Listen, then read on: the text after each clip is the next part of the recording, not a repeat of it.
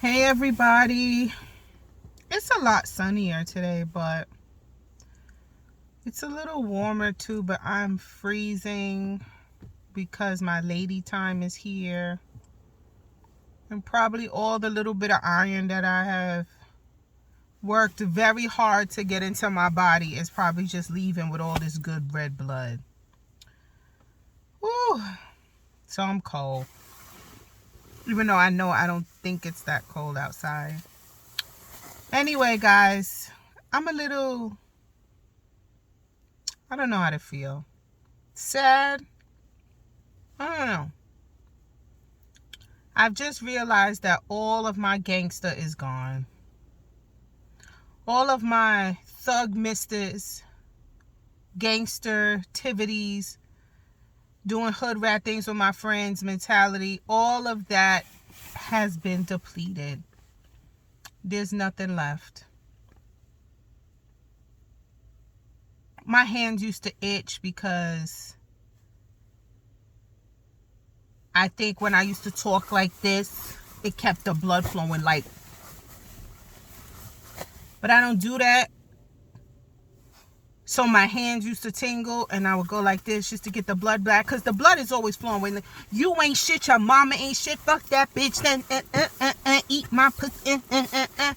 So you kept the blood in the hands. But now, I sit like this a lot of times. With my hand in my lap. In meetings all day long. And my hands used to tingle. But I thought it was carpal tunnel, but I just realized it was, how they say like what pain is weakness leaving the body. This tingling was my gangsterness leaving the body. And I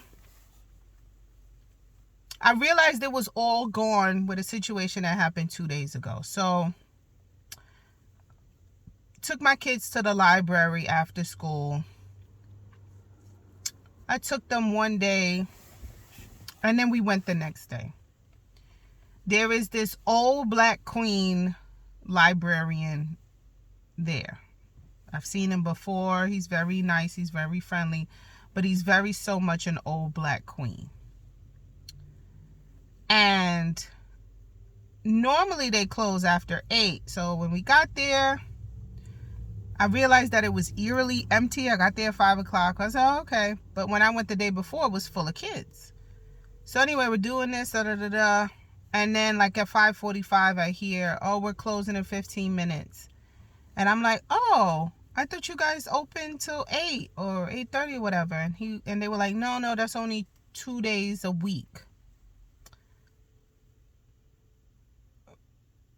Or whatever, 3 days a week or something. I think it alternates, right? So anyway, that's only on these days and these days. So I said, oh, okay. So I pack up the kids. We getting ready to leave. My son, I'm getting my daughter put back all the books and stuff.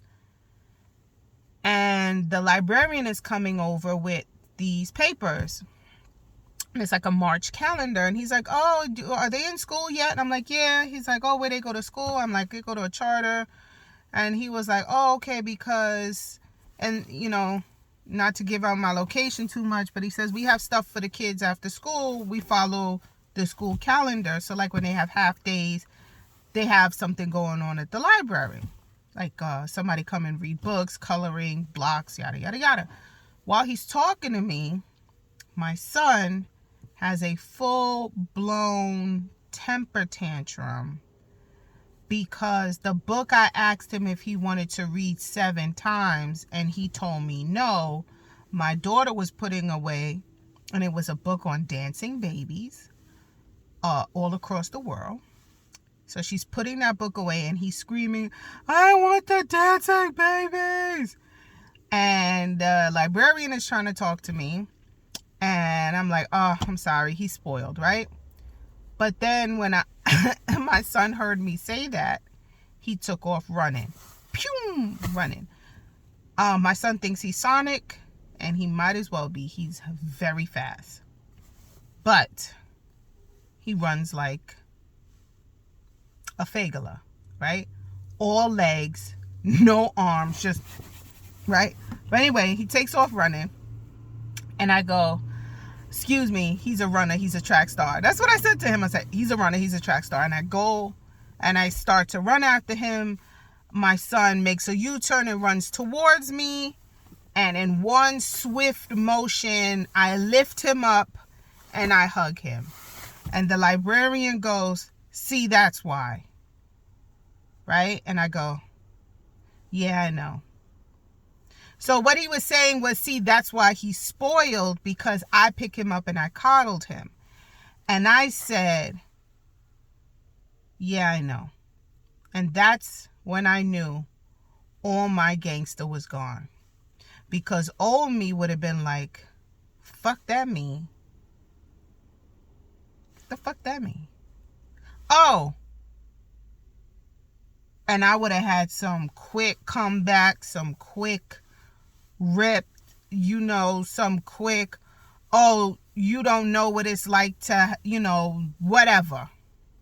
What it would, see, I can't even describe what I would say, because all the gangster is gone. All the gangster is gone. It's all gone. I used to be good at this, and when I was younger, I had some physical disabilities. I wore a brace and stuff because my spine was curved and was being straightened out. And then I had surgery and I had metal in my back. But anyway, I say this to say I couldn't throw the hands. I couldn't, even if I wanted to, because I lived in a constant state of pain. I was always in pain. So even if I wanted to throw the hands, I still live in pain, but it was really bad when I was little. I couldn't even throw the hands because I was in so much pain, right? So I knew I couldn't fight, so I would use this. I would destroy you with this so that you mentally couldn't even think about physically harming me, because I would break you down with my mouth. I used to be so good at that. And now it's all gone. Even my vernacular. Just now, when I spoke, I heard Valley Girl and not Brooklyn Girl. I'm using and I'm completing my words and focusing on my elocution, and I don't say ain't anymore, and I don't say water, I say water. I used to say, let me get some water, because I'm from Brooklyn and we drink water. No, I'm like, oh, I'm just gonna go get some water.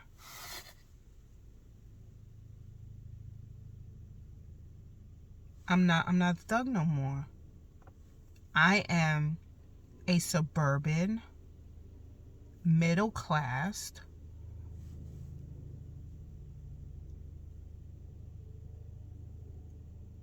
woman.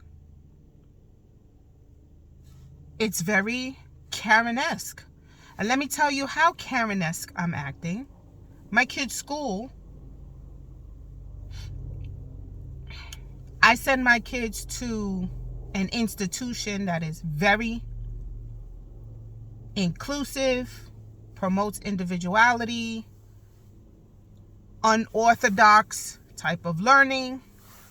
They don't follow the general learning model. That's the kind of school my kids go to, because me and my husband are artsy-fartsy people. Yes, we think academics are important, but that is not the focus of my children's education, me and my husband. It's not going to be reading, writing, arithmetic, the 3 R's. It's definitely reading, writing, arithmetic, but it's art, sports, coming of age, whatever, finding yourself, finding your individuality, your sexuality. All of that will be promoted, right? It's not just books, learn, retain and regurgitate learning. Because that's what I think it is. All of these schools with high academics is retain and regurgitate. That's it. 1 + 1 is 2. You write 1 + 1 is 2 on the paper. But you have no concept or understanding why 1 + 1 = 2. So, I'm all okay with not raising Rhodes Scholars. I want to raise Basquiat's, Zora Neale Hurston's, Eric, what is that? What is his name? The book writer, Eric Dickey. He wrote all the hood novels. Coldest Winter Ever, book writers. I want those kind of writers. I want Amanda Seals's, some Trevor Noah's. That's what I want. Okay. But if I get the Rhodes Scholar with no personality, I'm fine with that too. But I'm not forcing academics down my kids' throat. I want well-rounded children. So that's the kind of school that me and my husband chose to send my kids to. I get an email survey about them entertaining the thought of implementing a uniform policy. Now, I spent a good part of 2 hours formulating the response I was going to put to in the additional comment section. So if you don't know how I feel about it, I vehemently disagree with the school uniform policy for that school. Because if I wanted my kids to go to a school that had a uniform policy, I would fucking send my kids to a school with a uniform policy. Most private and charter schools have a uniform policy. Why am I driving an hour and a half or having my husband drive an hour and a half to take our kids to school every day when we could go up the block and send them to a uniform school? But my kids' school's enrollment is low. And I feel like they're doing things to boost enrollment and sacrificing the philosophy and principles that the school was founded on, just so they could become another cookie cutter school like all the other schools they compete with. So basically that's what I wrote. And I wrote it in a way that was very Karen-esque. I did not write it Brooklynese. Like when I read it back and I read it to myself, you wouldn't know it was me. It was like I had another personality. Like there's two people in me, the thug and the scholar is pretty much deleting the thug. So I don't know what I could do to salvage whatever gangster thug is left in me, because it's useful. I cannot have this aesthetic be fat, black, female, and lose all my gangster. Because at the end of the day, when someone who doesn't know me looks at me, I get fit into the bubble of just another dumb nigga. And I need that level of gangster for protection. So I need suggestions. I was thinking about, like I put in my other video, I really need a hood booger friend. Somebody I could tell her my name is Trina and she never know where I live. I might rent a room somewhere else and she think I live there. But I do need a hood booger friend to re-up on my gangsterness. Or I think I need to start going to more local bars. Maybe I need to do that. And I'm talking about like the 50 plus bars, like the members bars, like old Negro members bars. I need to go to that because ain't nothing more shady than a 50-year-old who is wearing high heels, drinking, and she's on her third divorce, hanging out in these local piece of shit hole in the wall bars. That's the only thing I could think of, because I'm not losing it. It's almost gone. My gangster's almost gone.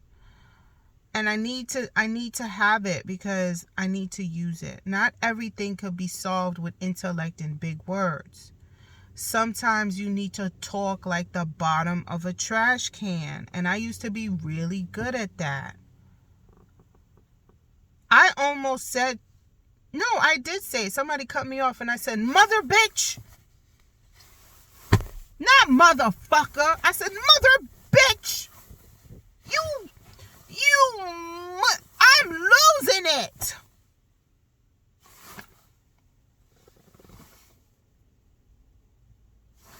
I'm going to be like a soldier without a gun in the battlefield of America. I need help.